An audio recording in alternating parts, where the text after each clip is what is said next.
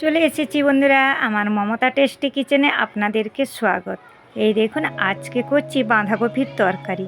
এই সিজনে এই রেসিপি কারা কারা পছন্দ করেন অবশ্যই আমাকে জানাবেন। দেখুন বাঁধাকপি কেটেছি, আলু পেঁয়াজ কেটে নিয়েছি, পেঁয়াজকে পিষে নেব, ছোট্ট একটা টমেটো, অল্প আদা, অল্প রসুন, গোটে জিরা দেব, তার সাথে দেব আমি হলুদ পাউডার, লঙ্কা পাউডার আর দুটো কাঁচা লঙ্কা। যে যেমন পরিমাণে হিসাবে সেই হিসাবে দিতে পারে।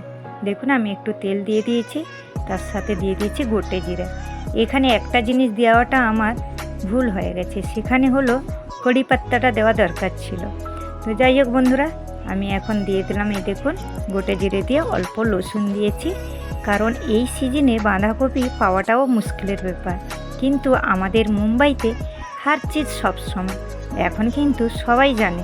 এইখানে আমি পেঁয়াজটাকে পেস্ট করে দিলাম। চটজলদি রান্না করতে গেলে অবশ্যই এই রকম বানিয়ে ফেলুন।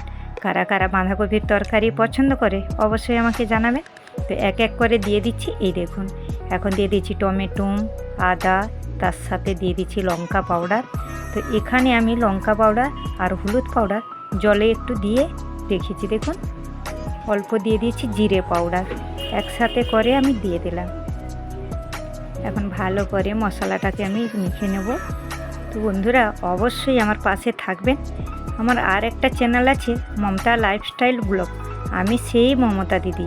অবশ্যই আমার এই চ্যানেলে সাপোর্ট করুন সবাই, আর সঙ্গে থাকুন। এই দেখুন আমি এখন আলুটা দিয়ে দিচ্ছি, আর মশলাতে আমি দিয়ে দিয়েছিলাম লবণ, পরিমাণ হিসাবে লবণ দিয়েছি। কারণ বন্ধুরা লবণ ছাড়া সব কিছুই বেকার, তাই না? অল্প মশলা দিয়ে রান্না করা যাবে, কিন্তু লবণ ছাড়া কোনো কিছুই চলবে না। তো যাই হোক, এখন আমি বাঁধাকপি কেটে ধুয়ে রেখে দিয়েছিলাম, ওটাকে দিয়ে ভালো করে নাড়াচাড়া করব। এক হাতে আমি কিন্তু ক্যামেরা করছি। তো দেখুন একবার নেড়ে নিয়েছি। এই দেখুন কতটা জল বেরিয়েছে, দেখেছেন? বেশ নরম একদম বাঁধাকপিটা, কিন্তু বেশ দারুণ, কিন্তু খেতে টেস্ট হয়েছিল। একবার বানিয়ে দেখুন। তো দেখুন এখানে গরম গরম ঢালছি, তার জন্য কিন্তু ধোঁয়া উড়ে যাচ্ছে।